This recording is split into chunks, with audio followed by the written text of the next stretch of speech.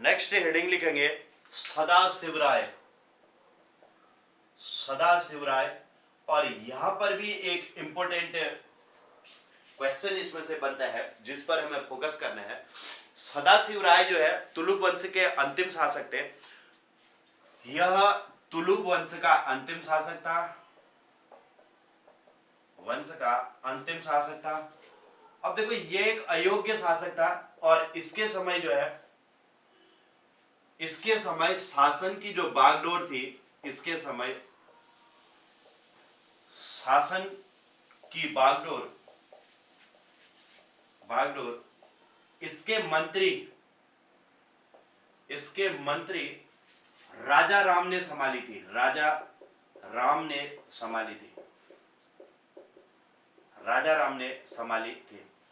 राजा राम बहुत फेमस नाम है और इसने जो है यहां पर अहमदनगर वगैरह था, अहमदनगर को इसने पूरी तरीके से बर्बाद कर दिया था और मुस्लिमों के प्रति इसने अत्यधिक अत्याचार किया था और जिससे जो है ये सब मुस्लिम आपस में मिल गए थे बाद में और उन्होंने उनके साथ फिर एक युद्ध हुआ था। इस पर हम बात करेंगे। तो इसने जो है बीजापुर और गोलकुंडा की सहायता से राजा राम ने बीजापुर और गोलकुंडा की सहायता से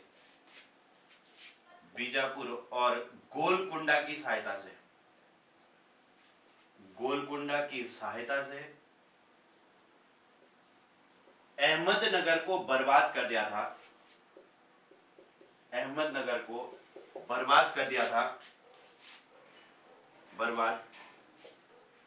था।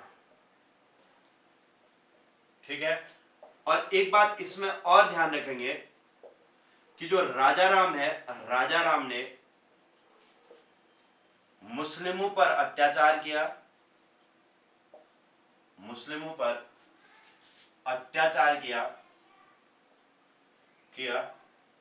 जिस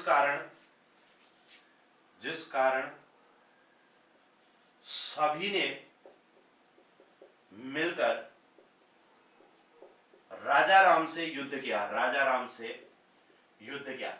अब इसमें अगर कुछ पूछा जाता है तो ये युद्ध के बारे में ही पूछा जाता है। ठीक है, ये युद्ध कहलाता है तालीकोटा का युद्ध कहते हैं इसे, तालीकोटा का युद्ध। अब हेडिंग लिखेंगे तालीकोटा का युद्ध, या फिर इसे बनहट्टी का युद्ध कहते हैं, बनहट्टी का युद्ध, या फिर इसे कहते हैं राक्षसी तंगड़ी का युद्ध, ये इसके तीन नाम है इस युद्ध के। तालीकोटा, बनहट्टी और राक्षसी तंगड़ी। ये 23 जनवरी 1565 को हुआ था। 23 जनवरी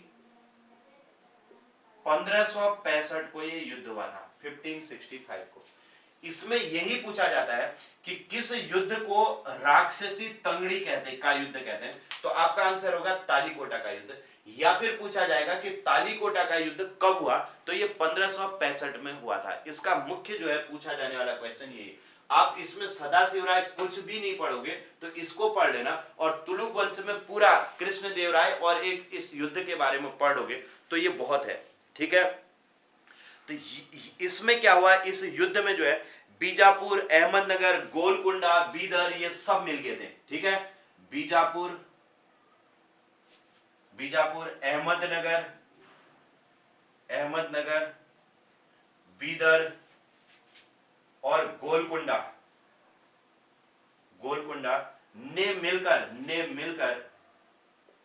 मिलकर राजा राम के खिलाफ युद्ध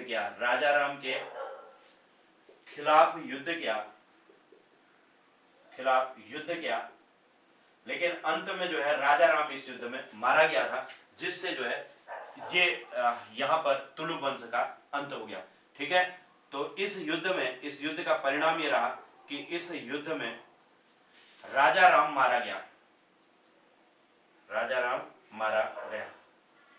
ठीक है, अब जब राजा राम मारा गया तो शासक तो सदाशिवराय था, ये एक अयोग्य शासक था। तो इसके बाद जो है इसने तिरुमल की सहायता से कुछ समय तक शासन किया, लेकिन जो है तिरुमल ने इसको हटा करके फिर अराबिडु वंश की स्थापना कर दी। ठीक है, तो सदाशिवराय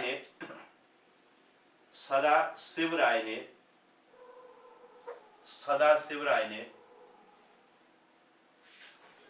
ने तिरुमल के साथ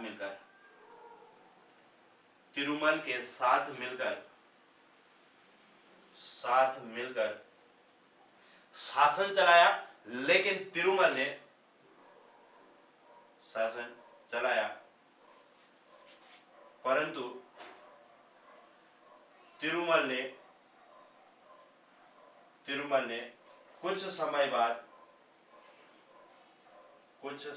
बाद अराबिडु वंश की स्थापना कर दी। अराबिडु वंश की स्थापना कर दी, ठीक है, स्थापना की। तो इसके बाद जो है चौथा लास्ट वंश आ जाता है अराबिडु वंश। तो संगम, सालुब, तुलुब और अब आता है अराबिडु वंश। जल्दी से इसे लिखो और फिर हम अराबिडु वंश में एक पॉइंट लिख रहे हैं, ज्यादा उसमें कुछ भी नहीं है, और हम इसको फिनिश कर रहे हैं। लिखिए, नेक्स्ट एंड लास्ट लिखेंगे अराबिडु वंश। अराबिडु वंश में देखो, एक तो हमने बात की तिरुमल की, तिरुमल का नाम आप याद रखेंगे। एक और नाम याद रखेंगे यहां पर, वेंकट सेकंड,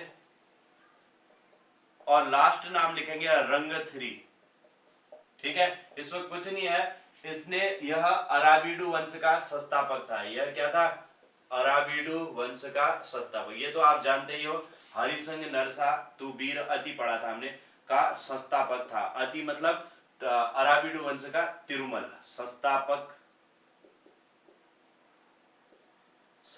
था। और वेंकट सेकंड के समय एक बात याद रखना, यहां पर इस समय पर वोडेयार ने अलग मैसूर की स्थापना की थी।